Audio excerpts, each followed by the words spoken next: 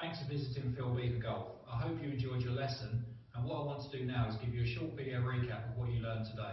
Thanks again and best of luck. Hi Martin, nice to see you last night. I haven't seen you in a little while, so it's good to catch up. When we got on the range, obviously we started on the range last night and we noticed that your flight was a little bit short and spinning off to the right hand side. So I noticed a few things with your weight, which we'll talk about in a second, but if we have a quick look at your swing on the left, we can see your first move is pretty good. You know, you've always struggled getting the club inside. It's still inside, but it's better than it has been. Get to the top, quite like where we are now. That's beautiful. Now you can see this part here, Martin, your left arm just starts to ride up. Yes, we can see all of this right shoulder here.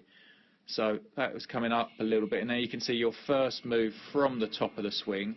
Really, I'd like to see the club drop on this red line, and you can see your hands go out in front of it. So you're just starting to come over just a little bit steep, and then because you can feel that's incorrect, you start backing up. So your weight starts moving to your right side to try and sort of recover the shot. So this frame here is pretty good, but I'd still like to see the shaft in that through this right forearm, Martin, rather than we can see there it's almost through your right shoulder. And so if you turn hard on this position, you're going to hit it left with like a pull draw, which we saw a couple of shots, especially with driver, and anything with an iron, you're almost going to try and hold it off and hit sort of a weak cut to the right. So we can see the club's now working across the ball, and so on and so on. So we put you on the pressure pad. We just quickly go back, Martin. We could quickly see your yellow line was quite a long way in front, and we can see it set up. You had a little bit too much weight. Sorry, change that. No, nothing. Your weight was okay there. If we go halfway back, we can see your weight. Sorry, it's set up. It's 54 on the left leg. Time we get to your top of your backswing. So if we get to, let's say here, keep going, good. We can see you've still got 52% of weight, or 56% of weight on your left side. So you haven't really transferred any pressure or weight into that right foot. So I gave you the analogy of if I gave you your ball to throw down the range, you could feel that you'd load into your right side to throw the ball as hard as possible. And that certainly gave you that feeling very quickly. And you can see now as you start down, you've got sort of 70% at one point there. Now we're starting to back up. We can see more weight is moving onto that right side, coming down to impact. And we're about to make contact now. That's just past impact, sorry. That's 82% on your right side. So we had to try and reverse that, and you did a really good job on that. All I asked you to do was think about your left foot being really light and screwing your weight into your right heel.